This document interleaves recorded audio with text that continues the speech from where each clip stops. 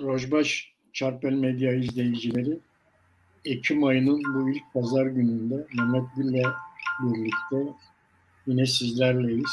Yine haftanın olaylarını Gül'le birlikte yorumlamaya çalışacağız. Ama her zaman Mehmet Herame. Hermendi abi. Ve sarın da alçıya sütürüyorum. Çavani başı. Sen dondun galiba abi. Evet. Hah, açıldı, tamam. Buyurun abi.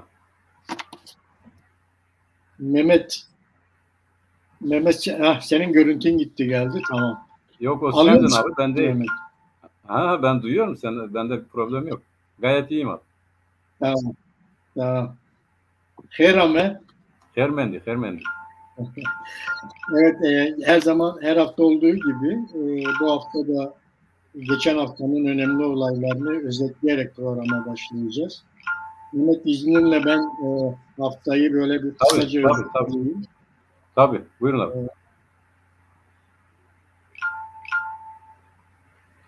Ben programı paylaşmakla meşgulüm, o ses benden geliyor yani. Senden geliyor, tamam. Rojava'da bu İran rejimine itiraz giderek yükseliyor. Tam bir itiraza dönüştü. Ve giderek İran'ın bütün satına, bütün şehirlerine yayılmaya başladı. Rojava'dan başlayan bu itiraz bütün İran'ı sarmaya başladı. İran'ın birçok üniversitesinde protestolar devam ediyor. Bütün üniversitelere yayılmış durumda bu protestolar. Bütün kentlere yayıldı İran'da. Ve dünya kamuoyu da ardı ardına bu protestoları destekleyen açıklamalar yapıyorlar. Ve İran'ın buradaki katliamlarını kınıyorlar. İran bu arada Kürdistan bölgesindeki Rojava partilerinin karargahlarına bir saldırı gerçekleştirdi. Kürdistan Anti Terör Örgütü bu saldırıları da 13 kişinin yaşamını kaybettiğini açıkladı. İran devrim muhafızları da yaptıkları açıklamada Kürt partilerinin mevzilerini 360 akıllı füzeler ve kamikaze İHA'lar aracılığıyla vurduklarını açıkladılar. Ayrıca Kürdistan bölgesi yönetimi etkili adımlar atana kadar da bu saldırıların devam edeceğini açıkladı. Amerika bir hava aracını vurdu. Evet, ondan öyle bir şey ayrıntı olarak belirtmek lazım. Kürdistan bölgesel yönetimin etkili adımlar atıncaya kadar İran devrim muhafızları saldırıların devam edeceğini açıkladı. İran İnsan Hakları Örgütü İran genelinde şu ana kadar 83 kişinin öldüğünü, yaşamını kaybettiğini ve bu yaşamını kaybedenlerin çoğunun da 18 yaşın altında olduğunu açıkladı. Yine Amerika Birleşik Devletleri İran'ın bir İHA saldırısını, İHA'larını düşürdüğünü açıkladı. Uluslararası Af Örgütü Jinayemini için Birleşmiş Milletler İnsan Hakları Konseyi'ni hedef alan bir açıklama yaptı. Ve bu açıklamada Birleşmiş Milletler'in üyelerinin Dışişleri Bakanlarına gönderdiği bir açıklamaydı. Orada Birleşmiş Milletler'in uluslararası hukuka karşı işlenen suçlarda daha etkin olmasını ve Birleşmiş Milletler yasasının çalıştırılmasını isteyen bir açıklama oldu. O da önemliydi. Yani Birleşmiş Milletler'in böyle dikkatinin çekilmesi ve bunun için de Birleşmiş Milletler'in üye Dışişleri Bakanlarına birer mektup göndermesi. Bu konuda Birleşmiş Milletler'in üzerinde bir baskın oluşturulmasını sağlamaya çalışıyorlar. Yine bir açıklamada Dünya Müslüman Alimler Birliği'nden geldi. Dünya Müslüman Alimler Birliği yaptığı açıklamada İran'ın Kürdistan bölgesine yaptığı saldırıları kınadı Alimler Birliği'nde. Bu da önemli bir açıklamaydı. Bu arada İran eski Cumhurbaşkanı'nın kızı tutuklandı, gözaltına alındı. Orada iddia edilen de kışkırtmak, göstericileri kışkırtmak nedeniyle reisinin kızını gözaltına aldılar. Haşimi'nin kızını gözaltına aldılar.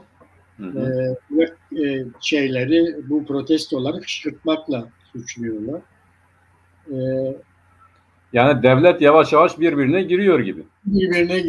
Yani İran'da rejim içi bir muhalefet de sanki böyle açığa çıkmaya başladı yeni. Bunu bu arada göstergesi olarak alabiliriz. Evet. Bu arada İran ABD'ye yönelik bir açıklama yaptı. Dedi ki yani İsrail'den geçti, Amerika'ya gitti. Evet, diyor ki Kürdistan'daki üslerinizi hedef alırız eğer böyle devam ederseniz diye. ABD'yi de tehdit eden İran'dan bir açıklama geldi. Bir grup İranlı akademisyen ve gazeteci Macron'a mektup yazdılar. Bu Macron'a göstericilere destek olduğu açıklamasında bulun dediler, birincisi. İkincisi de Birleşmiş Milletler Genel Kurulu'nda reisiyle yapmış olduğu görüşmeyi protesto ettiler. İranlı bir grup aydın gazeteci. Bu arada tabii Irak Kürdistan Bölgesel Yönetiminden de açıklama var. Mesur Barzani Irak hükümeti ve uluslararası kamuoyuna bir çağrı yaptı. Kürdistan bölgesine yapılan saldırıların durdurulmasını talep etti. KDP'den bir açıklama geldi. O da Erbil ve Süleymaniye'ye yapılan saldırı ve bombardımanların Irak ve Kürdistan egemenliğini ihlal ettiğini açıkladı KDP ve bunların sonlandırılmasını masum kadın ve çocukların öldürülmesinin insanlık suçu olduğunu KDP açıkladı.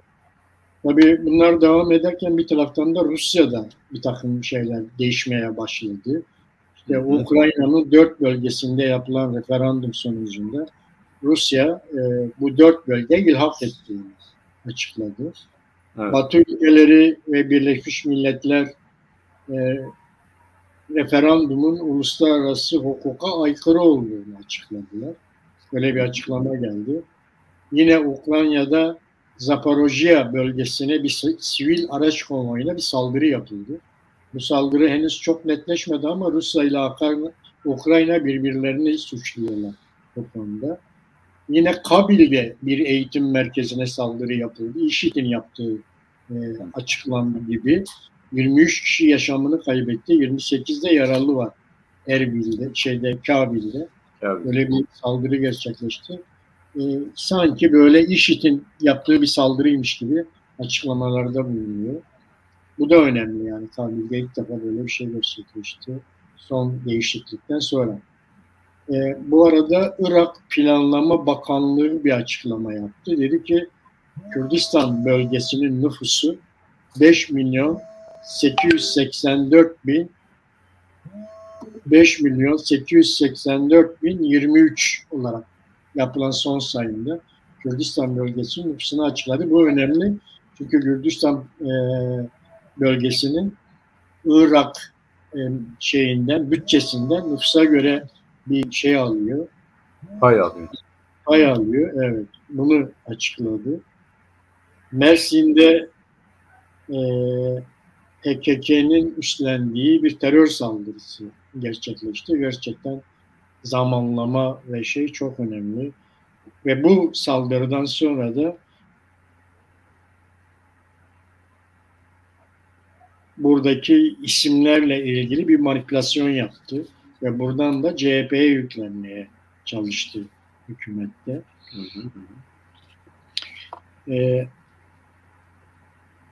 Emek ve Özgürlük İttifakı'nı oluşturan 6 siyasi parti deklarasyonlarını açıkladılar biliyorsun. Bu deklarasyona ben baktım. Yani 6 maddeli bir deklarasyon. Bu deklarasyonun 1. maddesinde insanca çalışılacak ve yaşanacak bir ekonomik düzen talep ediliyor. İkincisi halkın emenliğine dayanan bir demokrasi talep ediliyor. Üçüncüsü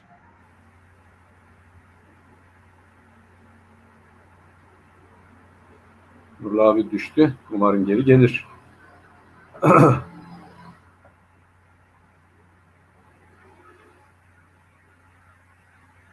İnternet sorun daha çözülmedi gibi görünüyor Nurullah abinin. Ben oradan hareketle devam edeyim. Bugün görüşeceğimiz konulardan bir diğeri ise hepimizin bildiği gibi epeyce ses getiren İtalya'da faşist cephenin, faşist bloğun seçimleri kazanması oldu. Bunu da ele alacağız. Etraflı bir şekilde faşizmin niteliği, bu modern zamanlardaki bu gerici ideolojinin niteliği neden esinlendiği bunu ele alacağız. Bir diğer konu Nurullah abinin belirtmiş olduğu, onu tamamlayacaktır. Mersin'deki saldırının nedenini, sonuçlarını, olası sonuçlarını ve neden gündeme geldiğini ele alacağız. Aynı zamanda Türkiye'de meclis yeniden çalışmaya başladı biliyorsunuz. Tatilden gerekim itibariyle meclis çalışmaya başladı ve meclisin gündeminde ne var ne yok ve gündemindeki şeylerin olması gereken ya da ne anlama geldiğini görüşeceğiz. Ve son olarak da Türkiye'de bu yeniden yapılanmanın en önemli mevzi savaşlarına konu olan Cumhurbaşkanlığı adayı kim olacak? Bunun üzerinde duracağız. Ben yavaş yavaş gündemin birinci maddesinden hareketle her ne kadar Nurullah abi tamamladıysa da epeyce de bilgi verdiyse de Doğu Kürdistan ve İran'daki bu Jina Amin'in katledilmesinden sonra gündeme gelen hadiselerin varmış olduğu merhaleyle ilgili kısa birkaç şey söylemek istiyorum. Nurullah abi geliyor. Evet Nurullah abi buyur, sen Emek ve Özgürlük Cephesi'nin deklarasyonunun ikinci maddesini de söyledin. Üçten devam et abi, buyurun.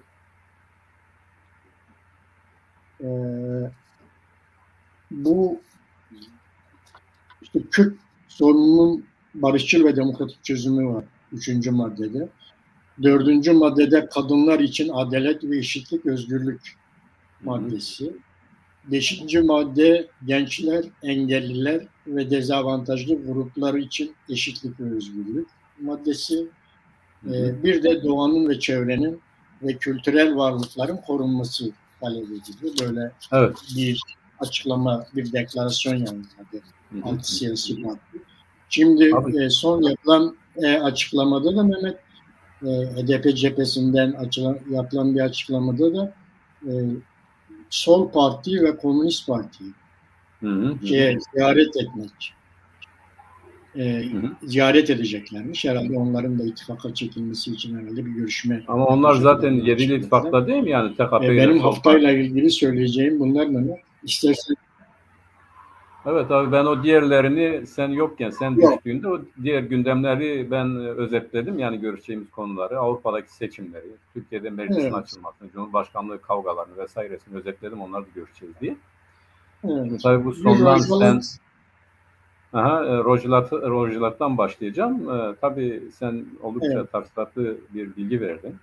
Yani gelmiş olan aşamayla ilgili. Ben oraya geçtim. Tam sen yeniden bağlandın. Fakat bu Emek ve Özgürlük blokunun TKP ve Sol Parti'yi ziyaret etmesi herhalde biraz nezaket mi olacak? Çünkü o TKP ile Sol blok zaten, Sol Parti zaten bir blok oluşturdular. 7 taneydi onlar değil mi abi? Ayrı bir 4 partiden. Yani 4 partiden oluşan bir ittifak. Evet. Onlar zaten ayrı bir ittifak oluşturdular. Onların da Sol bloktu adı. Öyleydi. Yanılmıyorsam. Evet. Yani bu ittifakların yeniden bir araya gelirler mi gelmezler mi ayrı bir şey ama ben devrimci yol geleneğinin partileştiği Sol blok ile TKP'nin o ittifakta yer alacakları konusunda hiçbir umut taşımıyorum. Öyle bir niyetleri, öyle bir görüşleri vesaire yok. Çünkü Sol bloğun ittifak siyaseti ya da ittifak anlayışı ile Emek ve Özgürlük blokunun ittifak anlayışı çok farklı. Yani esinlendiği prensipler ya da dayandığı kriterler gerçekten de çok farklı. Birisi bütünüyle ideolojiktir, diğeri daha çok politiktir. politik sebeplerle bir araya gelen, politik taleplerle bir araya gelen Emek ve Özgürlük Cephesi'nin durumu ideolojik kaygılardan oluşturulan, ideolojik kaygılardan hareketle bir araya gelen sol bloğun anlaşma ihtimali sıfırdır. Yani o bir nezaket ziyareti olarak kalacaktır. Ayrıca biliyorsun Emek ve Özgürlük Bloku Kürdistani partilere yönelik de bir görüşme şeyi var, görüşme eğilimi var. Fakat ben geçen gün Sarı Anadolu'yu izledim. Kimlerdir bunlar deyince bu Emek ve Özgürlük Bloku'nun Kürdistani partiler diye tabir edilen kesimlerle ilgili bilgisizliğini de gördüm. Yani orada kimi tarif etti? İşte şu anda HDP ile ittifak içerisinde olanları tarif etti. Onun dışında gerçek anlamda yani ağzına Kürdistan olan partilerle ya haberi yoktur ya bilgisi yoktur ya da görmezden geldi. Tabii onun ne duruma varacağı ayrıca görüşülmesi gereken bir konu, geldiklerinde elbette tartışılacaktır. Fakat o konuda da yani hani diyorlar ya denklem yani temel eğri temel üzerinde doğru yapı yükselmez ve bu eğri atılan bir temel üzerinde doğru bir yapının yükselmesi epeyce zor görünüyor. Az önce sen deklarasyonlarını izah ettin. Orada Kürt meselesinin demokratik yollarla çözüm konusunda biz de aynı fikirdeyiz. Fakat bu meseleden ne anladığımla alakalı bir şeydir. Yani bizim anladığımız Kürt meselesi dediğimiz anladığımız ile Emek ve Özgürlük Bloku'nun anladığı Kürt meselesi aynı şeyleri ifade etmiyor. Yani birilerinin sadece demokratik haklar çerçevesinde yani bir rejimin herhangi bir meseleyle ilgili problemin demokratik haklar olduğunu izah etmesiyle ilgilidir. Diğeri de bir millet meselesi olarak görüp onunla ilgili çözüm önermedir ya da tanımı ondan hareketli yapmaktır. Bizimle Emek ve Özgürlük Bloku arasındaki temel farklılık Kürt meselesiyle alakalı bu şekilde özetleyebiliriz. Yani Emek ve Özgürlük Bloku Kürt meselesi dediğinde bir rejimin demokrasiden yani o rejimin kendi içsel meselesinden söz ediyor. Ama bizim Kürt meselesi dediğimiz zaman da bir milletin hak hukukundan hareketle bir meseleden söz ediyor. İkisinin de tanımı farklı olduğu gibi çözümü de farklıdır. Yine de bakalım yani bu düzeyde bir gelişme, görüşme olursa tabii ki daha yakından, daha ayrıntılı bu konu ele alınır. Bu konuda nihayetinde karar verebilecek olan bizim partimizin meclisidir, ilgili kuruluşlarıdır. Onu da zamanı geldiğinde göreceğiz. Şimdilik sadece bunu belirttim. Bunu yani sonda belirttiğin için ben değindim. Ben Doğu'ya geçmek istiyorum. Doğu'da gerçekten de sen önemli bilgiler verdin. Mesela neydi hadise? Hadise şuydu. Jina Emini'nin başörtüsü probleminden çıkan ve bir ölümle sonuçlanan hadisenin rejimin simgesi olan başörtüsüne yönelmesiydi ve giderek de şimdi bu değişti. Yani artık rejimi her açıdan rejim hedef alan ve rejimin de bu çerçevedeki bir tepkisinden çok artık giderek Kürt hareketini hedef alan yani diyelim bir Güney Kürdistan'ın kuzey doğusuna saldırısı bütünüyle bu amaçladır. Onunla irtibatlandırmak istiyor. Oradan hareketle bu işi yeni bir seviyeye çıkarmak istiyor. Uluslararası düzey itibariyle oradan hareketle kendi kamuoyunu ya da işte biliyorsun Cuma günü yine onlar ne yaptılar? Bu rejimin dayanağı, rejimin payandası kesimler yine sokaklara çıktılar. Yine işte Molla rejimini desteklediler. Ve İran devleti de uluslararası düzeyden hareketle kendi içindeki meseleyi belli bir kesime indirgemeye çalışıyor. Yani büyük diyelim ki Fars kitlesini bunun dışına tutmaya çalışıyor. Böyle bir taban oluşturmaya çalışıyor. Çünkü Belucistan'da önemli gelişmeler oldu. Belucistan'da çok ciddi ayaklanmalar oldu. Sistan Zahidan kenti miydi? Neresiydi? Orada Cuma hutbesinde ne dedi? Bir Sünni imam dedi ki gözaltına alınan yani Jina Amini nedeniyle gösteri yapanlardan gözaltına alınan 15 yaşındaki bir kıza tacizde bulunuldu ve bunun üzerine karakola, hükümet binalarına ciddi bir saldırı gerçekleşti. Bu saldırıda İran devletinin bölgesel istihbarat şefi Albay Ali bilmiyorum neydi o da öldürüldü. O karakol baskında o bölgesel istihbarat şefi öldürüldü ama 19 kişi de Belucistan'da göstericilerden bir araya gelen göstericiler üzerine ateş açılması nedeniyle meydana geldi. 19 ölü. Sen 76 dedin ama bugün bu sabah yine ben böyle baktım da epey yüzü geçmiş yani. Genel ölüm oranlarına baktığımız zaman gerçekten de yüksek. Ve yine sen orada bir ayrıntıyı söyledin abi. Dedin ki yani çoğu 15 yaşın altında o şunu gösteriyor. yeşermekte olan, gelişmekte olan toplumsal kesiti ifade eden gençlik bu işin başat faktörü. Yani rejim artık yeni kuşaklara inemiyor. O yeni kuşakları ikna edemiyor. Yeni kuşakların talepleri yani sadece Jina Emini hadisesinden değil, aynı zamanda da rejimin felsefesi, ideolojisi, siyasal yönetimi anlayışına yönelik bir protesto ve bu protestoyu yapan da gerçekten rejimi değiştirebilecek, popülasyon olarak değiştirebilecek bir kesime dayanıyor. Bu çok önemli. Güney Kürdistan'ın kuzey doğusuna yönelik saldırı zaten İran sebebini açıklamış. Bu hadiseler devam ettiği müddetçe bunu yapacak. Güney hükümeti de bu konuda gerekli açıklamayı yapmış. Gerçekten de İran'ın yani bu hadiselerin sebebi orasıdır gibi göstermesi bütünüyle işin rengini değiştirmeye yöneliktir. Yani gerek içeride gerek uluslararası düzeyde işin rengini değiştirmeye ve kendisinin avantajlı olduğu bir noktaya çekmeye yöneliktir. Oysa bugün protestoların dinamiği, gerçek anlamdaki dinamik içeriden kaynaklanmaktadır. Gerek Kürdistan'da, gerek İran'da, gerekse Belucistan gibi bölgelerde halk kendiliğinden İran'ı protesto etmektedir. İşte geçen gün Cuma günü hutbeden sonra halkın karakolu basması, hükümet binalarının basması bunun en açık göstergesidir.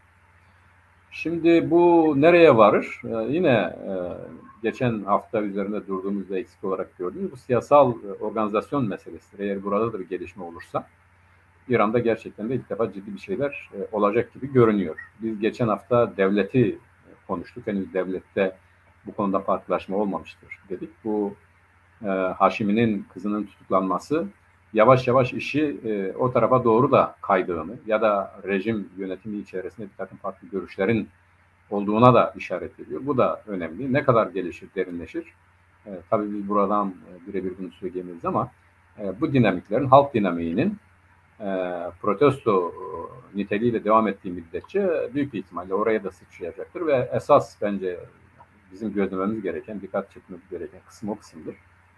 Amerika'yı işin içerisine soktu İran giderek. Zaten iki belli başlı düşmanı, birincisi İsrail işi değiştirdi, Amerika'ya vardırdı. Ama Amerika da işin içerisine girmiş oldu. Yani Güney Kürdistan'ın kuzeydoğusuna yönelik saldırıları Amerika bir insansız hava aracını, İran insansız hava aracını düşürerek katılmış oldu. Ve tabii İran'daki bir takım yazar, sanatçı ve benzerlerinin protestosu, Macron'u protesto etmeler ilginç ama şunu da görmemiz lazım. Ne olursa olsun Molla rejiminin ilk gününden itibaren Fransa her zaman işte Hümeyni nereden gitti? Fransa'dan gitti. Yani Fransa'daydı, orada yaşıyordu. Fransa'dan Tahran'a girdi ve devlet başkanı oldu. O günden bugüne de Fransa'nın İran'la ilişkileri hep devam etmiştir. Almanya'nın devam etmiştir. Hatta hatırlıyorsun abi, bir ara Amerika Birleşik Devletleri el altına İran'la ticaret yapıyordu işte. Evet. Zamanda açığa çıktı yani bunlar. Yani her ne olursa olsun bu devletler hem nalına hem mıhına vuran, yeri geldiğinde işbirliği yapan, yeri geldiğinde de birbirlerinin ayağına basan devletler olduğunu biliyorum. Macron da öyledir yani. Bu aydınların onu protesto etmesinden ciddi bir tavır değişikliği olacağını sanmıyorum. Fakat halk hareketi işte Macron'un o tutumunu değiştirebilir. Halk hareketi bu rejimin gidici olduğunu gösterirse Macron da başkaları da İran'a karşı siyasetlerini değiştirebilirler.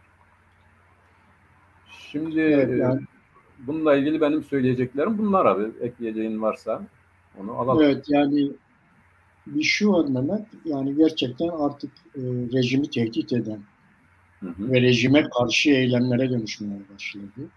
Bu önemli bir şey. Sadece Kürtler değil artık içerisinde İranlıların da olduğu. Bütün İranlıların, Belücilerin, Azerilerin. Tabii Belücileri İranlı ama Belüciler de biz Kürtüz diyor yani onu da atlamayalım abi. Evet. İşlerinde öyle iddia edenler de var. Evet, onu ya iddia değil abi, konuşuyorlar, ben anlıyorum yani. Bize Zazaca'ya yakın konuşuyorlar abi. Evet. Dilleri evet. Yani Türkiye'de Dersim Zazaca'sını anlıyorum. Ben anlıyorum yani %90'ını anlıyorum. O geçen gün birisi öyle yakınarak bir şeyde bulunuyor. Yani sesim geliyor mu? Geliyor. Yani diyor yol yok, su yok, biz perişanız. Sesim geliyor mu? Evet geliyor abi. Evet. Sesin geliyor. Tamam. Yani böyle konuştu, ben anladım yani. Bu adam yoldan, sudan, bize hizmet gelmiyor. Ne yol var, ne su var. Bize hizmet etmiyorlar diye adam konuşuyor diye ben bunu anladım. Zazaca söylüyordu adam. Yani bu adam Kürt Doğru. değilse kim Kürttür yani? Bunu Bellücüler biz Kürdüz diyor. Biz ısrarla adamlara yine yani böyle üvey evlat muamelesi yapıyoruz. Acaba Güneybatı'da, Güneydoğu'da oldukları için mi? Yani aşağıya düştükleri için midir? Nedir? Adamlar ilk günde zaten sahiplendiler. Kürtlere karşı yapılan Yani, Kürtlerin namusu bizim namusumuzdur dediler. doğru. Daha ne yapsınlar abi? Evet. Yani artık bu eylemler giderek rejimi tehdit edecek aşamaya geldi. Tabii burada bir şeyi gözden kaçırmamak lazım. Biliyorsun İran'da 79'daki Hümeyni hareketiyle beraber Türkiye'nin de 80 darbesini yaparak bir tepkisi olmuştu. Özellikle rejim değişikliği içerisinde Kürtlerin ve taleplerinin etkin hale gelmesi durumunda Türkiye'nin buna bir tepki vermesi beklenebilir. Türkiye şu anda hiç yorum yapmıyor.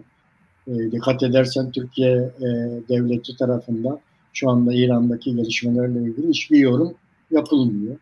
Ve bekleniyor eğer oradaki olaylar gerçekten Kürtlerin de içerisinde olduğu, Kürt taleplerinin de yaşama geçirileceği bir muhalefete dönüştüğü zaman ve onlar yetkin olmaya başladığı zaman Türkiye'den de böyle bir tepkinin, buna karşı bir tepkinin her zaman olduğu gibi, özellikle 80 darbesinde olduğu gibi yine beklemek gerekebilir diye düşünüyorum. Bu da gözden kaçırılmaması gereken ve Şu var, Türkiye'nin şunu ekleyeyim abi bu noktada. Tam senin belirlediğin bu Türkiye noktasına dikkat edersen geçen gün bir kadın yani bu İslami camiadan bir kadın çıktı, saçlarını kesti.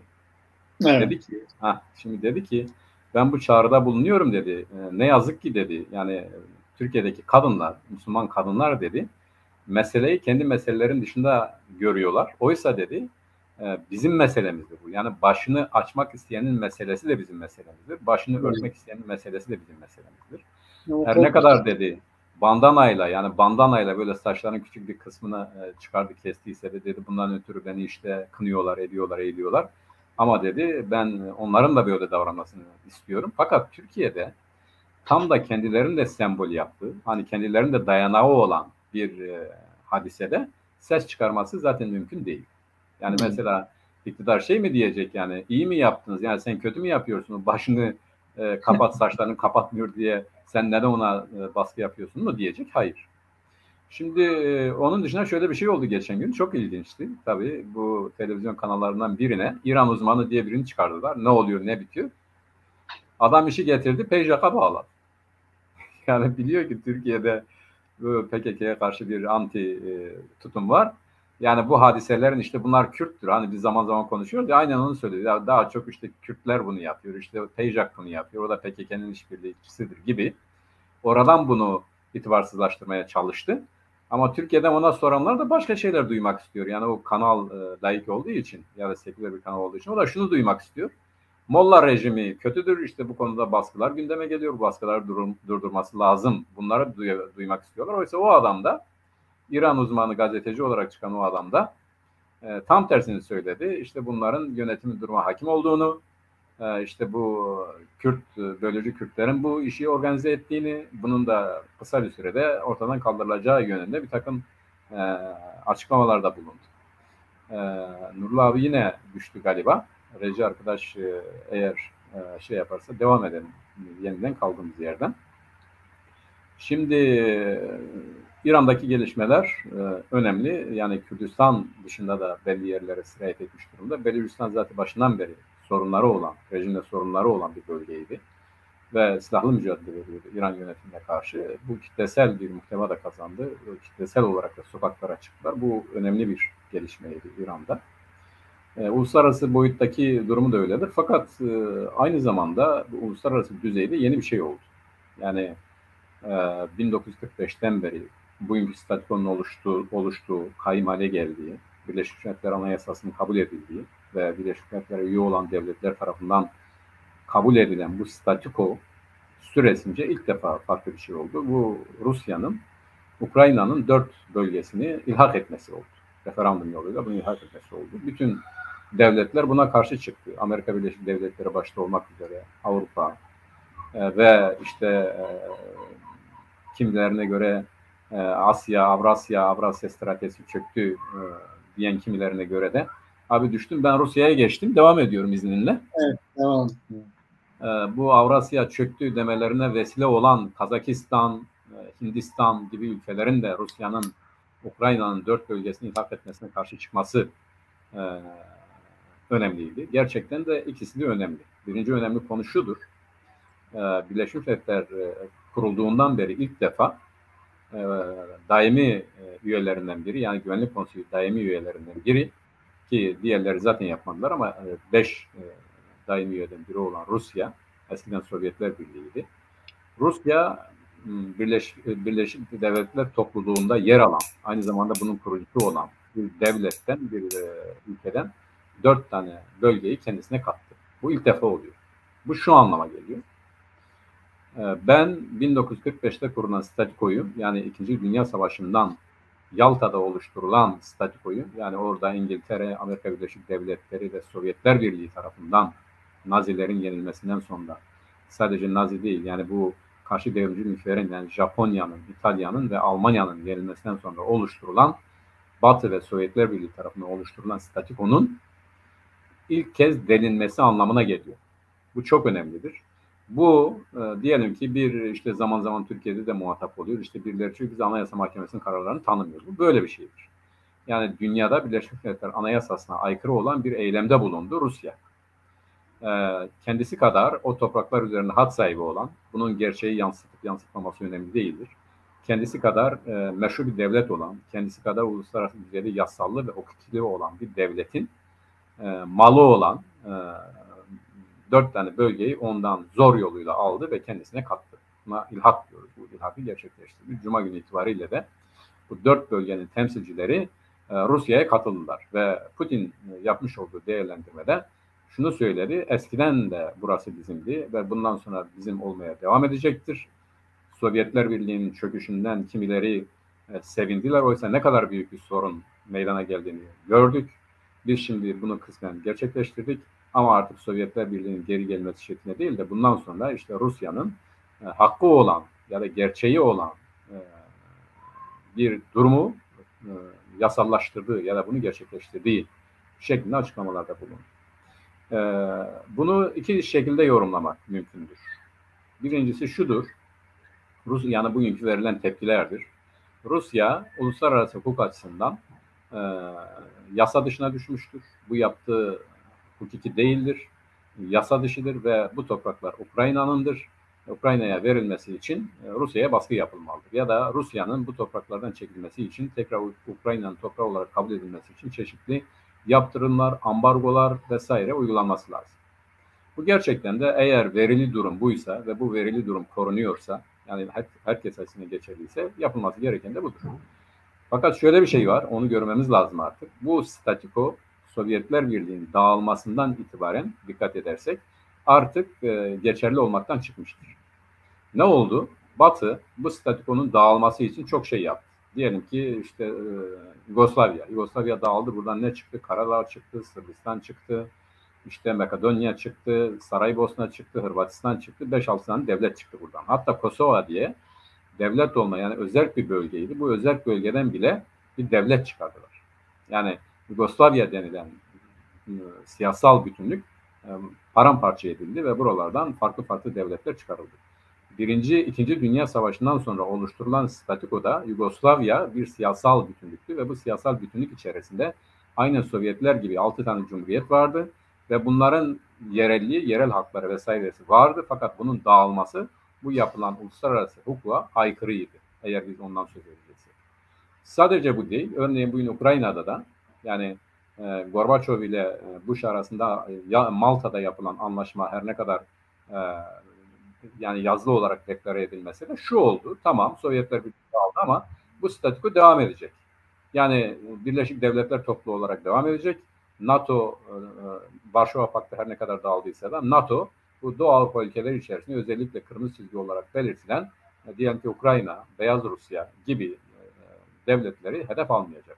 Ama bunun dışında olan diyelim Baltık ülkeleri zaten gitti. Doğu Avrupa ülkeleri, işte Yugoslavya, işte Balkan ülkelerinden işte diyelim Bulgaristan, Romanya, Macaristan, Zaten bunlar Çekoslovakya, Çek ve Slovakya ayrıldı. Slovakya diye bir devlet kuruldu, Çekya diye bir devlet kuruldu, ayrıldılar birbirine. Bunların hepsi Batı'nın egemenliği altına girdi. Yani eskiden Sovyetler Birliği'nin var olduğu şartlarda kimisi tarafsız, kimisi de Sovyetlerin etkisinde Varşova Paktı üyesi olan ülkelerin hepsi dağıldı. Hepsi farklı bir güvene, farklı bir duruma geçtiler.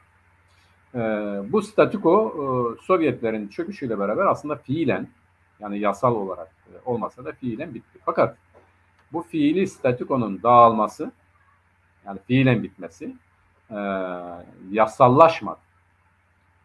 Yani bu artık yürümeyen statükoya göre yeni bir yasa, uluslararası yani Birleşmiş Milletler Anayasası oluşturulmadı ve bu Birleşmiş Milletler Anayasası artık şu anda dünya gerçekliği karşısında gericiliği temsil ediyor. Yani yürümeyen bir statükoyu temsil ediyor. Dikkat edersek dünyanın birçok yerinde bağımsızlığını kazanmak isteyen, kendi kaderini tayin etmek isteyen milletler vardır. Yani Birinci Dünya Savaşı ertesinde bu kadraja giremeyen, devlet kurma kadrajına giremeyen devletler, milletler artık şimdi o kadrajdadırlar.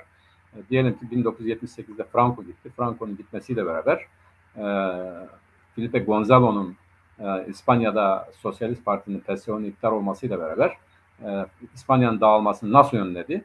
İşte bugünkü modele geçerek, yani yerel özellikler yaparak Katalanya, işte Bask ve benzeri İberya, 6 tane bölgeden oluşan İspanya'nın yerel düzeydeki özelliklerini tanıyarak bu dağılmayı önledi.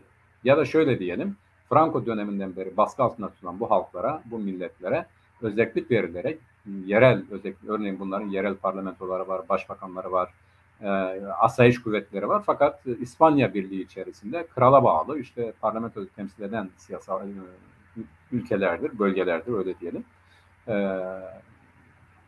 78'de Franco'nun ölümünden sonra bu gerçekleşti. Orada durum değişti. Bir diğeri, örneğin İrlanda meselesi vardı. İrlanda meselesi değişti, belli bir çözüme bağlandı. Yani eskiden İngiltere'nin dominant olduğu bölgeler artık şimdi İrlandalılar kendilerini yönetebiliyorlar.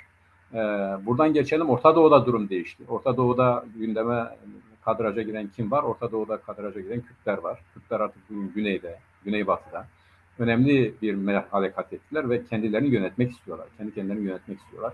Kuzeydeki talep de bu yönde az önce konuştuğumuz zaman doğudaki de böyledir. Geçelim İran'da mesela ne zamandır Belucistan'da bir hareketlenme vardır. Onu geçelim. Örneğin bir Afganistan'da aynı zamanda milletler hapishanesidir. Yani birden çok millet vardır. Bunların orada zorla bir arada tutulması ya da bugünkü Taliban'ın yönettiği Afganistan'da her ne kadar Taliban egemen olsa da işte birçok milletten oluşan Afganistan'da gerçekten de ciddi problemler olmaya devam etmektedir. Bunların bir kısmı diyelim ki ayrılıp kendilerini yönetmek istiyorlar ya da daha başka ülkelerde, örneğin bir Çin'de Uygur meselesi vardır. Örneğin geçtik bir Endonezya'da değişik milletler meselesi vardır. Geçen gün örneğin Şili'de bir referandum yapıldı ve bu referandumun reddedilmesinin tek nedeni yerel popülasyona, yani oradaki yerellere tanınan özelliğin tehlike olarak görülmesiyle beraber Latinoların bunu reddetmesi şeklinde gerçekleşti. Orada da bir milli mesele var. Yani yerlilerin kendilerini yönetme talebi var. Dünyanın neresine bakarsak bakalım, artık bugün Rusya'nın fiilen gerçekleştirmiş olduğu, yani Donetsk, Luhansk, Zaporojya ve bir bölge daha var. Bunları kendisine ilhak etmesinin nedeni Ukrayna'nın bu bölgeler üzerinde, özellikle 2 bölge üzerinde, Rus çoğunluğunun olduğu bölgede onların dillerini yasaklaması, onları asimile etmeye çalışması siyasetinden kaynaklanan, tabii ben bunun mevcut Birleşmiş Milletler Anayasası'na göre Rusya'nın yaptığı doğrudur vesaire demiyorum ama fiilen düzgün şekilde baktığımız zaman artık bu statüko yürümüyor. Demek ki yürümeyen bu statükonun yürütülebilir olabilmesi için yeniden kavgalara dönüşen bu milletlerin her birinin kendi geleceğini sağlıklı bir şekilde tayin edebilmesi için bugün Rusya'nın zorla gerçekleştirdiği şeyi gönüllü hale dönüştürmek lazım. Yani kavgalarla değil. Rusya'nın gücü vardı, bunu gerçekleştirdi.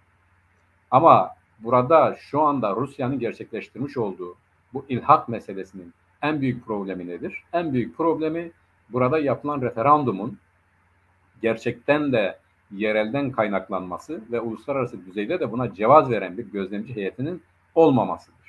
Eğer bu olsaydı ve ya da Ukrayna, Rusya ya da Birleşmiş Milletler kendi anayasasına şunu koymuş olsaydı, ki vardır bu ama kısıtlıdır, deseydi ki belli bir devletin egemenliği altında olsa bile, yani siyasal coğrafyanın içerisinde olsa bile bir halkın o coğrafya içerisinde kendisini yönetme hakları tanınıyorsa bakidir. Fakat ayrılma hakkı da referandum yoluyla tanınır deseydi, bugün birçok devletin içerisinde diyelim ki Katalanya referanduma gitti.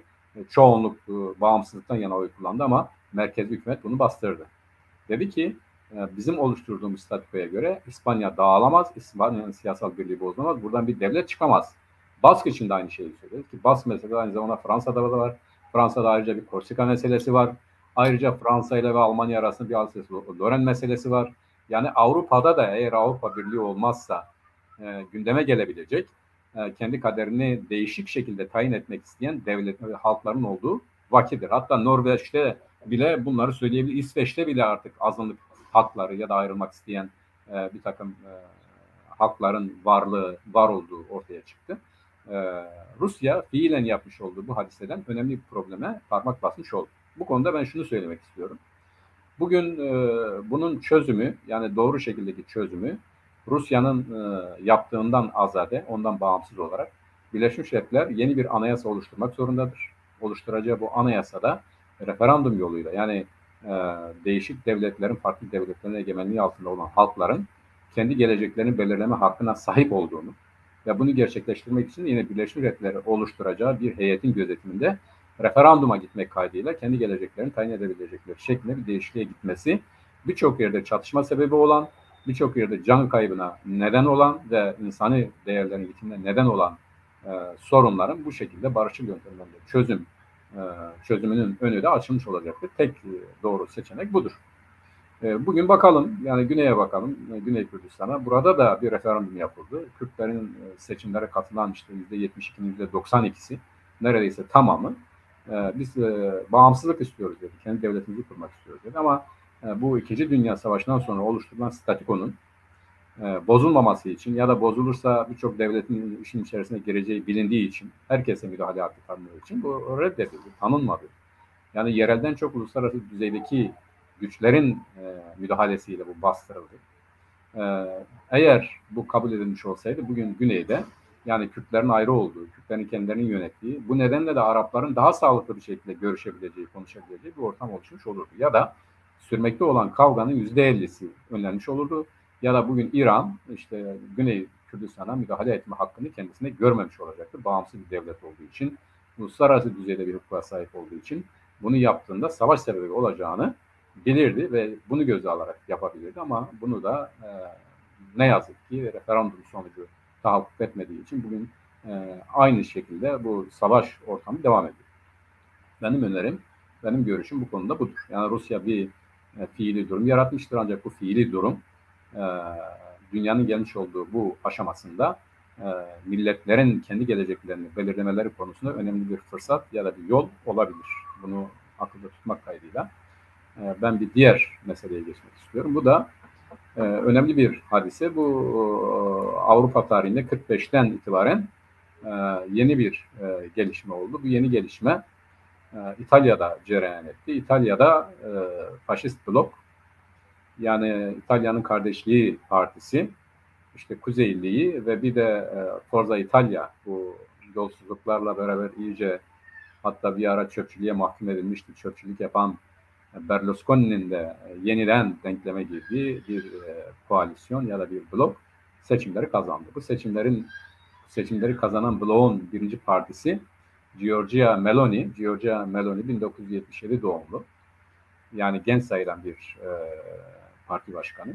Ve aynı zamanda daha önceden de bu diyelim Forza Italia zamanında da görev yapmış bir kadın. Faşist görüşleriyle bilinen, anlanan bir kadındır. Öncesindeki hareketleri de siyasal geçmişte bunu gösteriyor. Bu ne anlama geliyor? Ben biraz bunu şöyle yorumluyorum. Yani faşizm de aynen sosyalizm gibi ya da diğer siyasal ideolojiler gibi günümüze göre kendisini uyarlamış.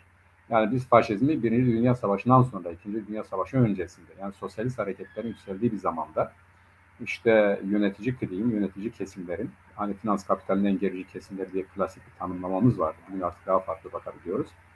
Ve aynı zamanda bu faşizmin tahlili konusunda önemli bir şahsiyete sahip olan Togliatti İtalyalıdır. Komünist Partisi Genel Sekreteri Togliatti'nin çok ciddi tahlilleri vardı faşizmle ilgili olarak. Daha sonra Berlinger'in tahlilleri vardı, onu da biliyoruz.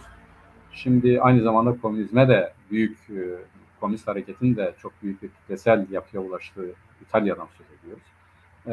Ve buradan hareketle artık günümüzdeki faşizmde bu Birinci Dünya Savaşı öncesi ve 1943'te Mussolini'nin resmen kurduğu faşist parti günümüz şartlarında değişikliğe uğramıştır. Yani o günün felsefesini, ideolojisini, anlayışını taşıdığını söylemek pek mümkün değil. O gün örneğin Mussolini'nin faşist ideolojisi belli bir toplumsal inşaydı. Yani Nazilerin faşist ideolojisi belli bir toplumsal inşaydı. Yani Alman ırkına dayanan, işte bu ırk yeryüzünün, insan ırkının en seçkinidir, en asilidir. Bu dünyayı yönetmeye layıktır, dünyayı yönetmelidir. İşte bütün dünyayı da biz yönetmeliyiz. Bunları kendilerini yönetme yeterlilikleri vesaireleri yoktur. Bir tür ırkçı yaklaşımı hareketle büyük sermayenin çıkarları çerçevesinde hareket eden, yayılmak isteyen, tabii bunun sebepleri de vardı ekonomik ama aynı zamanda Birinci Dünya Savaşı'nda bugün İtalyanların kullandığı gibi onuru tırnak içerisinde söylüyorum, onuru kırılan Alman milletinin yeniden dirilmesi şeklinde bir hareket olarak örgütlendi. Yahudi karşıtı, komünist karşıtı, yani anti Yahudi, anti komünist ve aynı zamanda da diğer milletleri de küçümseyen ve Alman ırkçılığı üzerine yükselen bir faşist hareketti. İtalya'daki faşist hareket bir yayılmacı faşist hareketti. Ama aynı zamanda işte diyelim kooperatiflere dayalı ve benzeri devleti kutsayan, öne çıkaran Duce birinci, nasıl ki Führer Almanya'da birincisi, Duce de İtalya'da bir numaralı, işte ilelebet gider önder. İşin garip tarafı tabii Duce'nin bir zamanlar sosyalist harekette yer almış olması 1920'lerde vesaire, yani yavaş yavaş dönüşen bir karakter. Ama aynı zamanda ideolojik bir hareket. Yani sosyalizm gibi. Sosyalizm nasıl bir insanlığın toplumsal kurtuluş projesinin ideolojisi idiyse de faşizm de birbirlerinden bir takım nüans farkları olsa da faşizm de işte burjuvazinin, kapitalizmin, egemen sınıfların rejimi kutsamak, rejimi ilelebet kılmak için geliştirdikleri bir ideoloji. Duce de işte bu ideolojinin kurucularından biriydi. Fakat bu günümüzdeki bu faşist hareket her ne kadar bir İtalya'nın onurundan söz ediyorsa, İtalya'nın onuru ayaklar altına almış ya da bu tarihsel muhteşem günlerinden geri düşmüş, bundan hareketle bir kaldıraç oluştursa da Meloni, bunun yanında tabii bir göçmen karşıtı bir siyaset izliyor. Ve bu iki dinamikten hareketle İtalya'da gerçekten de solun da başarısız olması nedeniyle, yani ekonomik problemlere çözüm bulamaması nedeniyle sürekli koalisyonların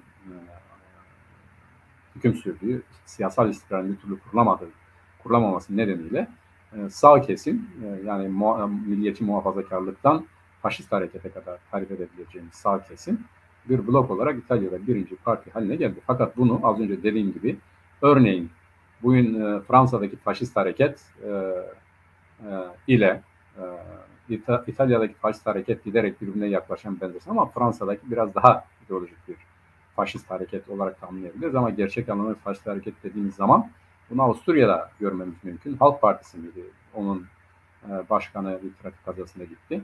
Ve Almanya'da Nazi ya da faşist diyebileceğimiz hareketin de bu düzeyde örgütlü olmadığı ama temel hareket noktalarının artık değişmiş olduğunu söyleyebiliriz. Ya da İsveç'te bir adada çocukların katleden vatandaşın söylediği sözlere baktığımız zaman parametreler olarak şunlar öne çıkıyor. İslami tehlike, göçmen sorunu, yani yabancıların ülkelerini akıl etmesi ve ulusal onur, ulusal gurur gibi bir takım verilerden hareketle bu faşist hareket taban buluyor.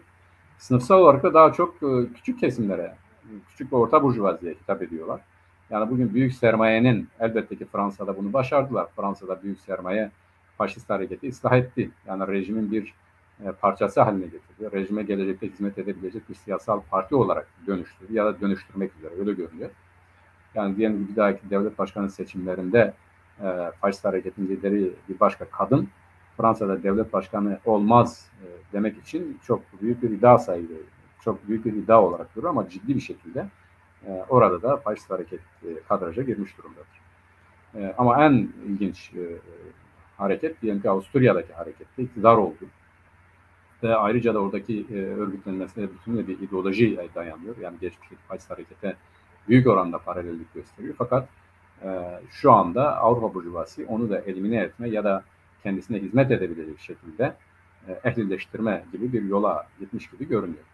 Melani'nin zaten şeylerinden iktidara geldik ama o korkuyu da gösteriyor. Ne diyor? Diyor ki bir, ben NATO'dan yanayım. 2, ben Avrupa Birliği'nden yanayım. 3, ben milliyetçi muhafazakarım. Yani faşist falan değilim demeye getiriyor. Bütün bunlardan hareketle baktığımız zaman biz bu faşist hareketin eğer iktidar olursa problemleri çözme konusunda diğer partilerden, sol partilerin daha fazla bir avantaja sahip olduğunu söyleyemeyiz. Ama diyelim ki göçmenler karşısında farklı bir siyaset izleme ihtimali çok yüksektir.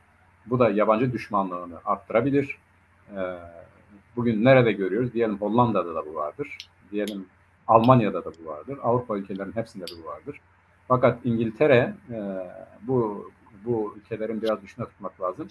Hala bir dünya devleti olduğu için İngiltere dikkat ederseniz orada bakanlık yapan farklı halklardan insanlar vardı. İçişleri Bakanı mıydı, Savunma Bakanı mıydı?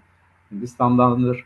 İşte ne bileyim yakın bir geçmişe kadar, öncesine kadar başbakanlık yapan Boris Johnson işte Ali Kemal'ın torunuydu. Yani bir tarafı Türklüğe dayanan, bir Osmanlı'ya dayanan biriydi ve İngiltere bir dünya devleti olarak örgütlenme kabiliyetini ortaya koyuyor. Öyle görünüyor ki Avrupa karasının dışında, Avrupa'sının dışında İngiltere bu konuda farklı bir yol bulmuş gibi ve yine geçenlerde yaptığı bir açıklamayla göçmen alabileceğini, yeni nüfus alabileceğini, yeni insanlar alabileceğini, çalışmaya ve entegre olmaya ihtiyacı olduğunu söyledi. Bu konuda da bir karar almış oldu.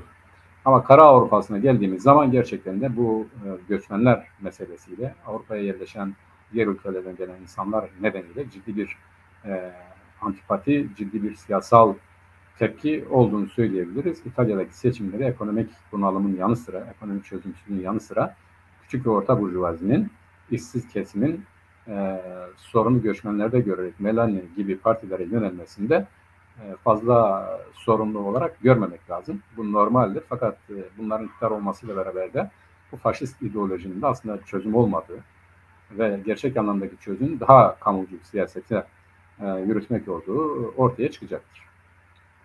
İtalya'da, Avrupa'daki meseleyi bunun bir yaygın mesele olduğunu, İtalya'da tezahür ettiğini ve büyük bir ihtimalle iktidar olacağını ama zaman içerisinde tabii ki dünyadaki gelişmelere bağlıdır ama bunun da çözüm olamayacağı, problemleri çözemeyeceği anlaşılacaktır diye düşünüyorum. Buradan Türkiye'ye dönmek istiyorum arkadaşlar. Türkiye'de meclis açıldı bildiğiniz gibi. Ve bir diğeri de Türkiye'de devam eden Cumhurbaşkanlığı meclis savaşları ve bunun yanında bir de Mezit'teki saldırı. Bu saldırıyı PKK üstlendi. Ben bu Mezitli'den başlayıp öbür taraflara geçmek istiyorum. Şimdi Mezitli'de ne oldu? Basına yansıdığı kadarıyla gecenin bir saatinde birileri işte bir polis evine saldırıda bulundu. Bu saldırı neticesinde bir polis öldü. Daha sonra bundan hareketle siyaset devreye girdi. Bu öldürülen şahıslardan birinin, saldırı yapan şahıslardan birinin bir zamanlar CHP'nin cezaevi raporunda adı geçen biri olduğu söylendi. Daha sonra PKK açıklama yaptı, olayı üstlendi ve bu saldırı yapan kadınların adını açıkladı. Açıkladığı isimler arasında hükümetin söz konusu ettiği, onun üzerinden HDP ve CHP'ye yöneldiği şahsın olmadığını söyledi. Şimdi tabii böyle biz olayı bu şekilde yorumlarsak bu magazin yönünün ötesine geçmemiş olacağız. Bence bu meselenin daha derin yönleri vardır. Bugün işte ne diyorlar? Diyorlar ki bu hadiseyi Amerika yönlendirdi. Amerika bize saldırdı. Yani bu yönetimin ya da bugün okuduğum yanılmıyorsam İçişleri Bakanlığı'nın açıklaması bu yöndeydi. Amerika Birleşik Devletleri'nin bu eylemi gerçekleştirmesi için PKK'yi yönlendirdiği şeklindeydi ya da yönettiği şeklinde her neyse bu yönde bir takım açıklamaları var. Gerçekten de olayın kendisine baktığımız zaman Mezitli gibi bir yerde bir polis evine bir saldırının yapılması bir ulusal kurtuluş hareketi ya da bir bağımsızlık hareketinin işi olamaz diye düşünüyor. Yani Mezitli'nin özelliği nedir? Bu polis evinin işte diyelim ki yürütülen savaştaki durumu nedir? Ya da burası başka bir şey midir? Biz bunu bilmiyoruz tabii ki. Yani orada bir polis evi değil de başka bir üs mü vardır? Onu da bilmiyoruz. Süleyman Soylu işte burayı Amerika'ya izafe ederken onlar saldırdı derken başka şeyler mi kastediyor onu da bilmiyoruz. Fakat şuna gelmemiz lazım. Bugün bu eylemin benzediği bir başka eylem vardır. O da hatırlanacağı üzere Suruç'ta 2 tane polis öldürüldü ve bu öldürülen 2 polisten sonra o barış süreci bitti ve çok ciddi bir terör dalgası başladı.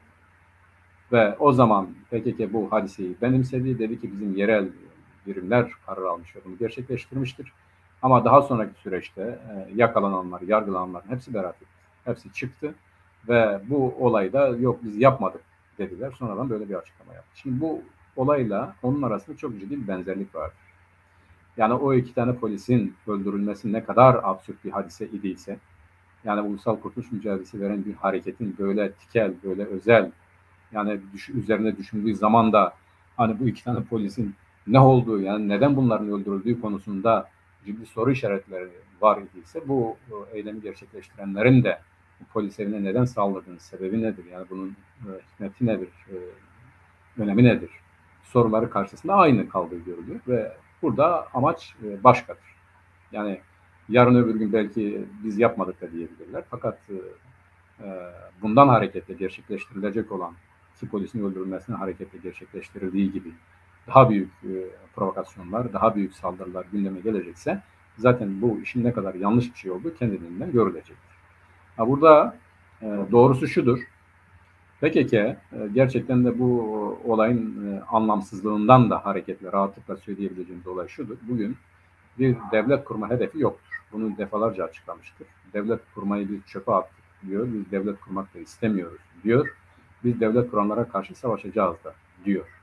Bunları net bir şekilde söylüyor. Biz Türkiye'nin demokratikleşmesini istiyoruz diyor. Türkiye'nin demokratikleşmesini isteyen bir hareketin talebi böylesine bir terör hadisesini gerektirmiyor. Bu açık bir terördür. Yani sindirmedir, korkutmadır, yıldırmadır.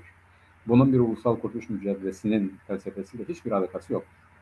Ulusal kurtuluş mücadelesi belli kriterleri olan, belli davranış biçimleri olan, belli mücadele tarzı olan bir tarzdır. Bu türden tikel, böyle ne olduğu bilinmeyen, işte ne bileyim yani böyle hadiselere tevessül etmeyen bir harekettir.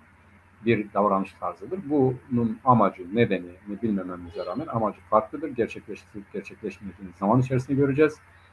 Gündeme bazı şeyler geldi ama bunların tutmadığı ya da bunların gerçekleşmediği görülüyor. Bu da şu anlama geliyor. Provokasyonlar ya da bu tip terör hadiseleri eğer amaçlanan sonuçlara vesile olamıyorsa onu gerçekleştiren kuvvetlerin yanlış içerisinde olduğunu da gösterir. Onu gerçekleştirenler de yanlış içerisindedir. Onu kullanmak isteyenler de yanlış içerisindedir. Onların kendi amaçlarını gerçekleştirebilme güçleri, kuvvetleri artık kalmamıştır. Olması gereken şudur. PKK Kuzey'de kesinlikle ve kesinlikle bu silahlı mücadele yöntemlerini, bu terör yöntemlerini kesinlikle ve kesinlikle bırakmalıdır. Bundan vazgeçmelidir.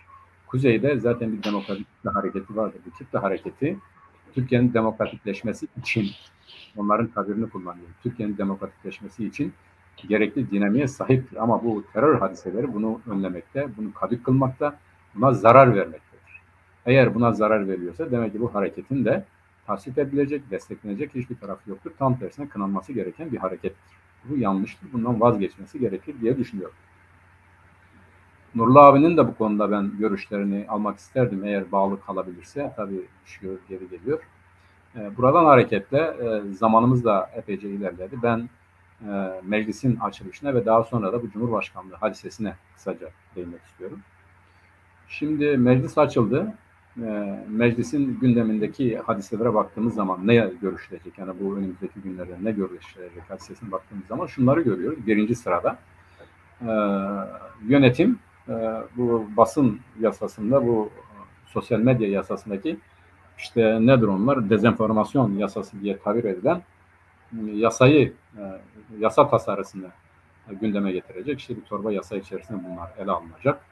Bir diğeri öğretmenlerle ilgili bir derecelendirme. Usta öğretmen midir ne diyorlar? Onunla ilgili öğretmenlerin gerek keskin gerekse eğitim işe bağlı öğretmenlerin yaptığı bir takım gösteriler var.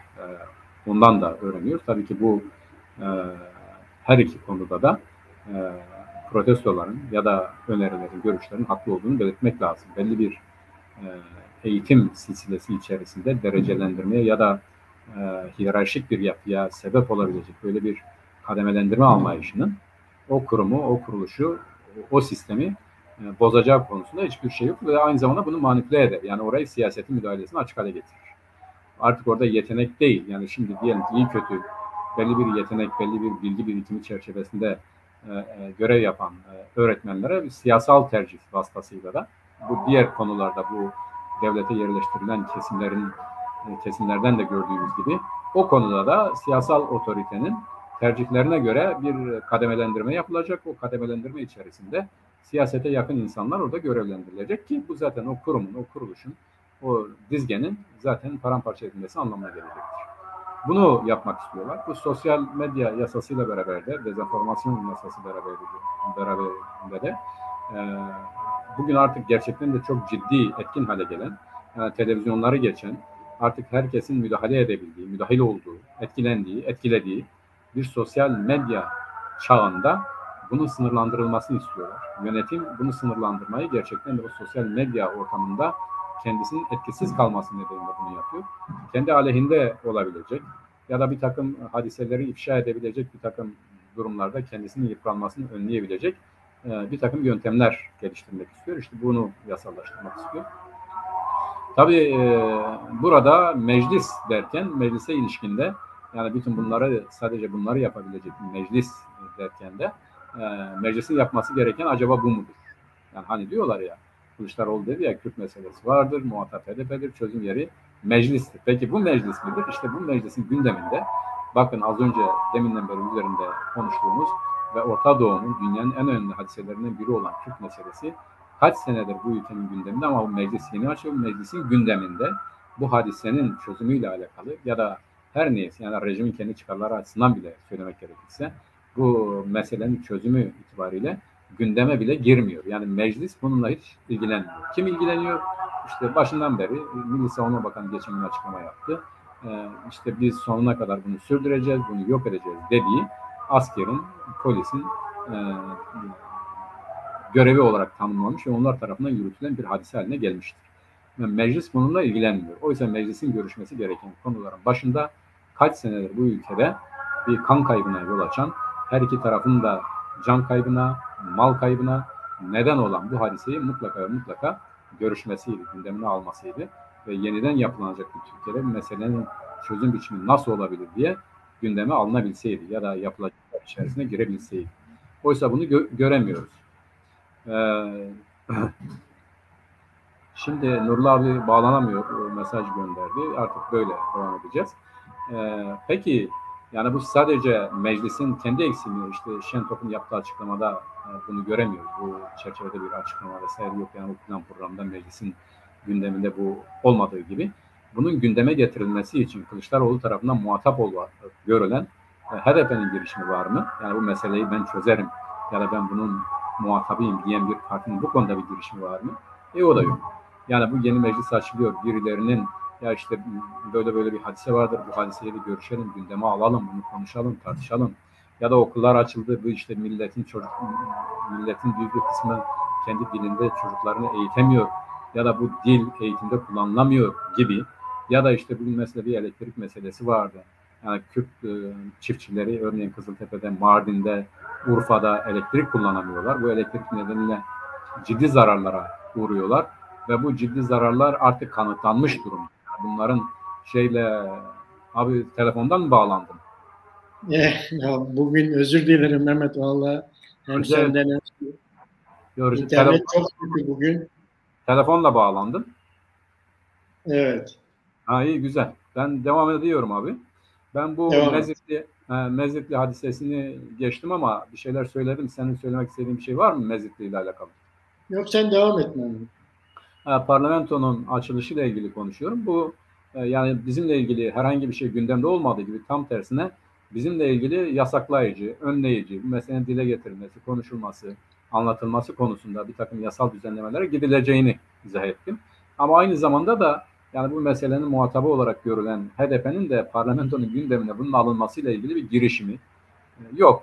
Hatırlıyorsun Kadri Yıldırım dedi ki ya ben dedi bu meselenin yani dilin resmi dil olması okullarda eğitilmesi için kaç defa konuştum ama bir türlü dedi bunu başaramadım dedi. Çok hayret ettim dedi.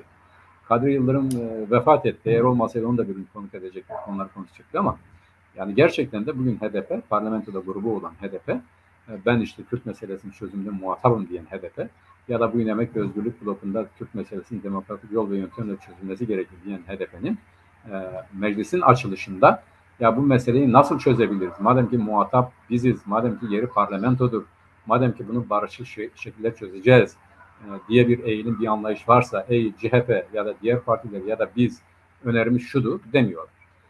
O zaman sadece yani parlamento başkanının, meclis başkanının durumundan hareketli değil, burada faaliyet yürüten ve o amaçla parlamentoya giden ya da kendisini öyle lanse eden kesimlerin de bu meseleyi önemsemediklerini burada belirtmek zorundayız. Şimdi Mezitli hadisesine dönmek istiyorum. Tabii burada Selahattin Demirtaş da açıklama yaptı. Bir takım anlamlı mesajlar verdi. İşte tarih yargılayacaktır herkesi dedi. Bu konulardaki tutumunu söyleyenleri de söylemeyenleri de.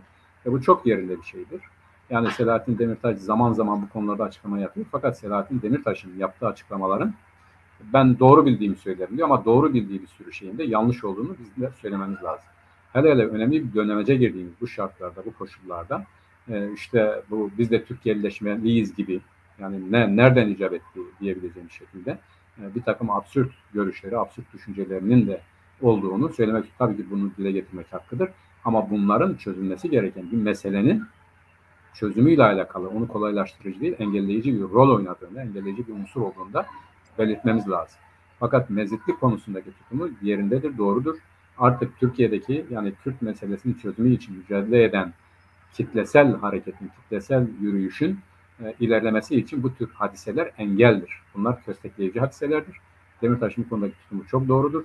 Her zaman barışçıl, demokratik yöntemlerle çözümler bulmak için bu yöntemleri kullanmak lazım. Kitlesel olarak hareket etmek lazım. İşte diyelim protesto eylemleriymiş, diyelim işte sivil tersizlik eylemleriymiş, diyelim bu konuda kitlelerin, halkın, Kürt halkının kendisini en güvenli şekilde taleplerini dile getirebilecek yol, yöntemler dışında bu tip şeylere tevessül etmemek lazım. Bu konuda, bu mevkide, bu mevzide durduğu müddetçe ve bu konuda ısrarlı olduğu müddetçe ve aynı zamanda meselenin Kürt meselesi olduğunu, bunun çözümü bu olduğunu söylemesi kaydıyla Selahattin Demirtaş'ın tabii ki tarih tarafından olumlu bir şekilde anılacağını söyleyebiliriz. Ama buna da aykırı, bunu inkar eden, geçmişte olduğu gibi bir takım şeyler de araya girerse bu meselenin daha da zorlaşacağını buradan söylemek isterim. Abi buyurun, sen biraz da sen konuş, yani ben epeyce konuştum. Biraz sen araya gir. Ben bu Cumhurbaşkanlığı kavgaları üzerinde konuşayım. Sen yani bir şeyler söyle, ben biraz nefes alayım abi. İnternet bugün çok izin vermedi. Mehmet, programın bütün yükünü de senin üzerine yıktık. Gerçekten yani bu ben deklarasyonu inceledim ama deklarasyonun 6 maddesi, bir tane maddesinde işte Kürt sorununun demokratik çözümünden bahsediyor. Zaten bizim de itirazımız bu noktada. Biz diyoruz ki Kürtlerin talepleri neden siyasetin gündemine gelmiyor? Evet. Problem bu. Yani evet, asıl Kürt taleplerinin artık toplumun, siyasetin gündemine gelmesi gerekiyor. Bunun taşıyıcılarının bunu gündeme getirmediğini biliyoruz. Yani Kürt halkı oyunu veriyor, onları parlamentoya gönderiyor. Ama onlar hiçbir zaman Kürt taleplerini parlamentonun, siyasetin, toplumun gündemine taşımıyorlar. Burada bir problem var. Bunu çözmemiz lazım. Bunu itiraz ediyoruz. Bununla ilgili. İkincisi, eğer bir demokrasi kurulacaksa Kürt taleplerini de içeren bir demokrasi olur. Onun dışında bir demokrasi olamaz. Yani Kürtlerin taleplerini içermeyen bir demokrasi nasıl gerçekleşebilir Türkiye'de? Gerçekleşmesi mümkün değil. Bugüne kadar zaten gerçekleşmemesinin belki altında yatan neden budur. Yani Kürtlerin taleplerini de içeren bir şey gerçekleşmediği zaman işte bu mesele ne Türkiye'de demokrasi meselesi gündeme geliyor, ne de işte bu işin parlamentoda çözümü gündeme geliyor. Bunlar mümkün değil. Yani parlamentoda bir takım adımların atılması mümkün değil. Biz zaten bu işin parlamentoda çözülmeyeceğini söylüyoruz. İki tarafın temsilcilerinin masada bu işi konuşup tartışıp bu konuyu çözmeleri gerektiğini söylüyoruz. Ama bunu parlamentoda çözeceğiz diyenler de bunu parlamentonun gündemine taşımıyor. Problem orada. Siyasetin gündemine taşımıyor. Bu gerçekten çözülmesi gereken siyasetin bir sorunu. Bunu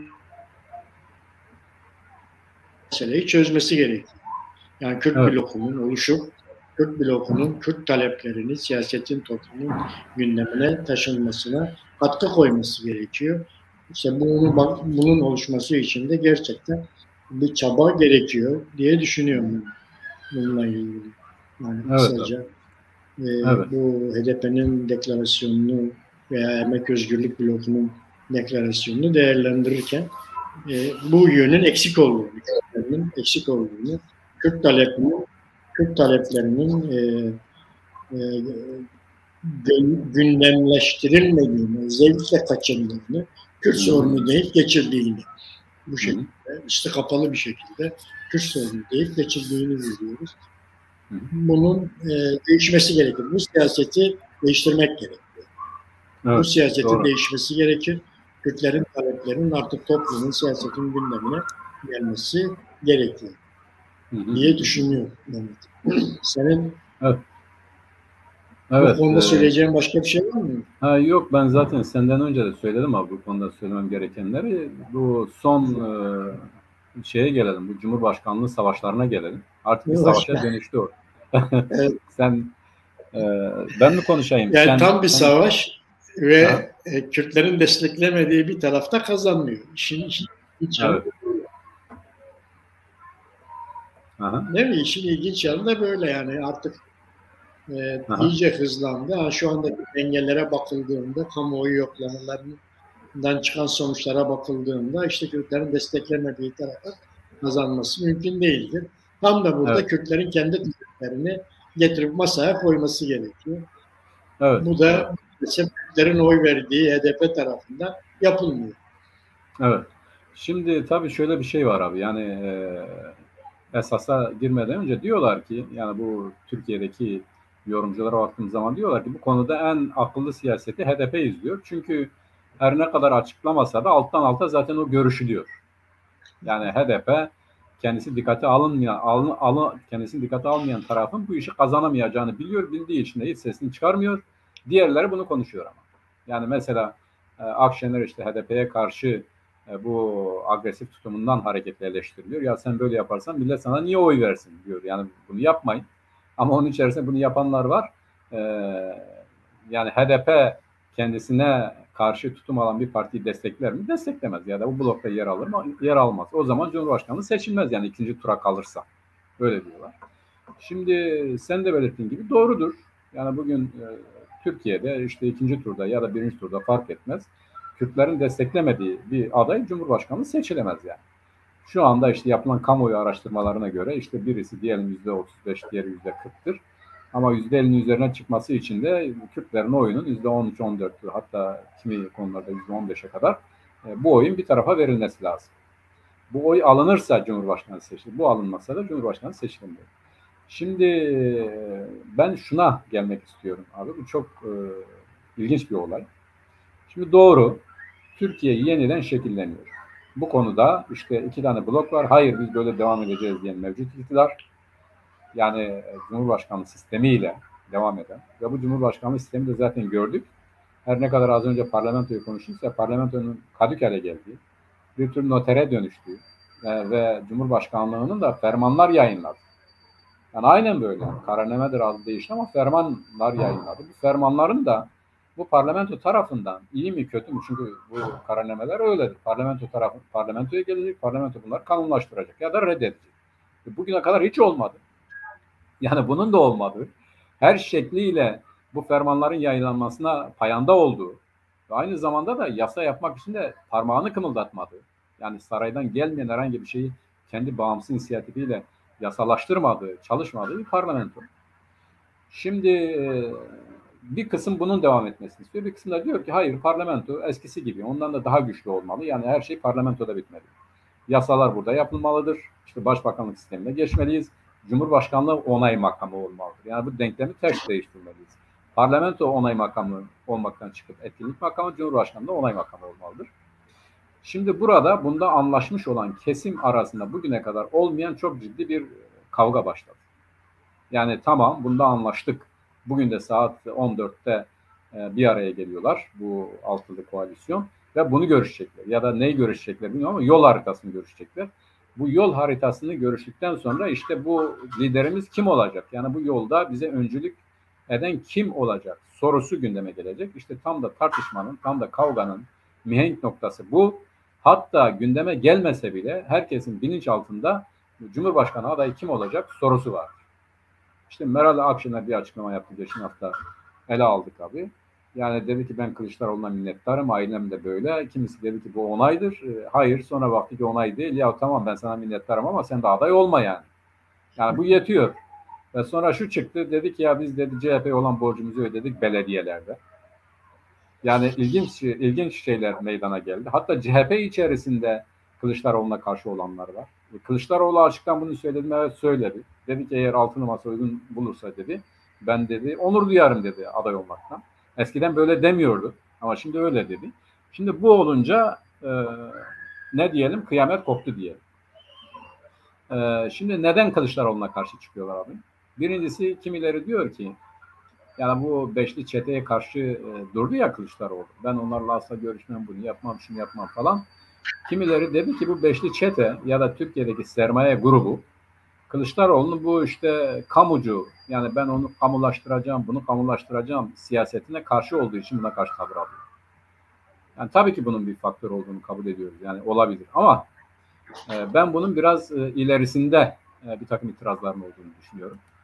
Mesela Akşener diyor ki ya kazanabilecek diyor. Bugün yapılan kamuoyu yoklamalarında Kılıçdaroğlu kazanıyor.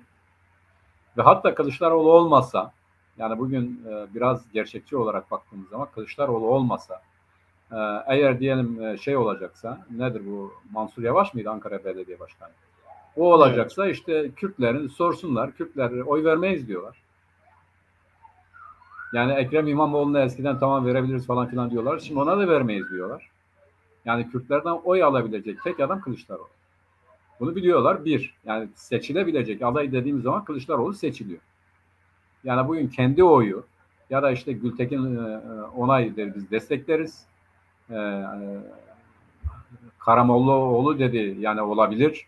Yani o da kesin olarak karşı değiliz ama şimdi Kılıçdaroğlu'nun seçilme ihtimali, Akşener'in dediği Kılıçdaroğlu yani seçilebilir bir aday dediğimiz zaman Kılıçdaroğlu yapılan kamuoyu yoklamalarına göre %65'e 35 gibi ya da %60'a 40 gibi kazanıyor. Yani bütün yoklamalarda hemen hemen bu çıkıyor. Şimdi birinci, karşı çıkmalarının sebebi olarak gösterilen sermaye kesimi bana göre gerçeği itiraf etmemeleri, yani gerçeğe parmak basmamalarının örtüsüdür. Kılıçdaroğlu bu rejim içerisinde kabul edilemeyecek, kabul edilmesi çok zor bazı şeyler söyledi. Bunlardan birincisi Kürt meselesi vardır. Bu CHP mantalitesi içerisinde bunun zaten yani bir tür işte cumhuriyeti yıkmak gibi bir şeydir yani. Yani karşı çıkan, CHP içerisinde karşı çıkanların birinci gerekçesi Kürt meselesi vardır. Ve daha da kötüsü bunun muhatabı da HDP'dir. Yani oldu sana 2 tane faul. HDP onlara göre zaten bölücüdür. Bir de sen de var diyorsun bu mesele. Oysa biz bu mesele yok diyoruz. Terör meselesi vardır. Ve bir de parlamentodur. Bir de bunu getirip parlamentoya bulaştıracaksın. Yani parlamentoda bunu, yani parlamentoda sen nasıl bunu konuşacaksın? Bu anti-Kürt olarak kurulmuş bir parlamento. Türklüğün merkezidir. Türk'üm, doğruyum, çalışkanım diye yemini vardır. Öyle değil mi? Yani Türk olmayan bu anayasayı kabul etmiyor, mecliste bulunamıyor. Evet. Bulunanlar işte zaten içeri attılar. Şimdi bana göre Kılıçdaroğlu'nun dışlanmasının nedenlerinden ikincisi olarak sıraladığım bu olay aslında birincisidir. Yani birinci sebep rejim açısından bir tür dinamit olan bu hadisenin bu şekilde tarif edilmesi, ele alınması ve ben çözerim denmesidir. Bir diğer kısım, yani onu da söylemesi eksik kalmış olacaktır. Hani 3 ana başlık altında eğer bunu özetleyebilirsek. Birincisi evet sermaye kesiminin, ama bu diyelim ki TÜSİAD Kılıçdaroğlu'ndan rahatsız değildir. Yani Kılıçdaroğlu'nun TÜSİAD'ın çıkarlarına aykırı hareket edeceği diye bir olay söz konusu değildir. Yani bugüne kadar da TÜSİAD bunu uyarmış değil ya da tepki gösterenlerin TÜSİAD kaynaklı olmadığını biliyoruz yani. Hatta TÜSİAD kaynaklı olanlar Kılıçdaroğlu'nu destekliyorlar. Hatta diyelim devlet içerisinde işte diyelim Kemalist bilinenler Kılıçdaroğlu'nu açık söylediler. Yani bu Kürt meselesiyle ilgili daha demokrat düşünenler onlar da biz destekleyeceğiz diyorlar. En uygun adaydır diyorlar. Karşı çıkanlara baktığımız zaman bu Türkiye'nin tortusunu temsil eden, bu Türkiye'nin geleneksel zihniyetini temsil eden çevrelerdir. Yani milliyetçi, muhafazakar, Türkçü kesimlerdir. Şimdi bunlar kendi adaylarını ortaya koyarlarken de kimliklerini gösteriyorlar. Bunlar Kılıçdaroğlu'na karşı çıkarken de kendi kimliklerini gösteriyor. Hatırlarsan birisi ya işte İyi Parti'den bir milletvekili. Dikkat ederseniz zaten bütün kazalar, bütün şeyler İyi Parti'den çıkıyor. Birisi dedi ki ya tamam iyidir ama Alevi olması işte bir şeydir dedi, bir problemdir dedi. Yani halkımız böyle düşünüyor olabilir dedi. Demek ki Kürt olması, Kürtlükle ilgili her ne kadar rejime, düzene hizmet edeceği konusunda kuşkular olmasa da o kimliği ve Kızılbaş oluşu kimliği ve aynı zamanda da biraz böyle halk nezdinde yani biraz böyle kamucul davranması nedeniyle Kılıçdaroğlu bu rejim açısından işte bu kapitalist zihniyet, bu burjuva egemenliği, bu Türkçü düşünce çerçevesinde sıkıntılı görülüyor, güvenilmez görülüyor. Güvenilmez görüldüğü için de bu elimine edilmeye ya da gündemden çıkarılmaya çalışıyor. Dün Liberal Parti Genel Başkanı dedi ki, bu çok ilginçti. Yani bugüne kadar hep bu altılı masa çerçevesinde hareket eden ve dedi ki altılı masadan bir cumhurbaşkanı adayı çıkarmak dışarıdan birini çıkarmaktan daha zordur. Dışarıdan birini göstermekten daha zordur. Yani dışarıdan biri bu altılı masa örneğin dedi ki 5 tane parti dedi ki biz dışarıdan şunu öneriyoruz. Kılıçdaroğlu ne diyecektir? Mecburen kabul ederdi. Yani Kılıçdaroğlu'nun olmaması konusundaki kanaatlerin oldukça yaygın olduğunu söylemek için bu örneği verdim. Yani Liberal Parti Genel Başkanı bile Can Töker mi, Can nedir öyle bir vatandaş, o bile bu konuda bir açıklama yapmak durumunda kaldı. Kılıçdaroğlu'na karşı ciddi bir direniş, siyaset camiasına ciddi bir direniş oldu. Bunun sebeplerinin de eğer klasik ya da eski zamana doğru gidersek biz 3K diye Kürt, Komünist, Kızılbaş diyorduk ya hatırlıyorsun bir zamanlar. Yani şimdi de işte solcu, biraz sol ama Kürt ve Kızılbaş olması Kılıçdaroğlu önünde ciddi bir engel olarak duruyor. Bunu aşabilirler mi? Onu zaman gösterecek, bakacağız. Bu konudaki mevzi savaşlarında öne çıkan, bu yönde yine bir tarafa gitmiş Mansur Yavaş. Birileri başkanım diye hitap etmiş kendisine. Ya işte şimdilik Büyükşehir Belediye Başkanıyım öyle diyelim. Ama gülmekten de kendini alamamış tabii. Bu arayışlar devam ediyor. Türkiye Cumhuriyeti önümüzdeki süreçte yeniden yapılanırken kendi başında benim görebildiğim kadarıyla önemli kesimler açısından bu böyledir. Kendi başından da kendisine uygun, hani at sahibine göre kişiler diyorlar ya, kendisine alışık, kendisini de kabul edebileceği bir kimlik, bir zihniyet, bir anlayış görmek istiyor diye düşünüyorum. Bu konuda benim görüşlerim bu. Seni dinliyorum abi. Sen ne diyorsun?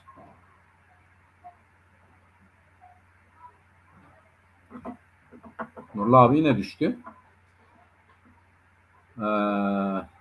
Yeniden rejiye seslenin. Yeniden bekleyelim mi? Yoksa yavaş yavaş programımızı kapatalım mı? Biz programımızın gündemini hemen hemen hepsini görüştük. Kalmadı. Nurullah abi düştü. Bence kapatalım. Bu hafta biraz Nurullah abi dışında kaldı ama umarım bir dahaki haftaya o internet problemi giderilir. Zaten genelde de bir internette sıkıntı var. Bu hafta bu kadar. Selam, saygılar. Herkese iyi tatiller diliyorum. Hoşça kalın. Bir dahaki programda görüşmek üzere. Hoşça kalın.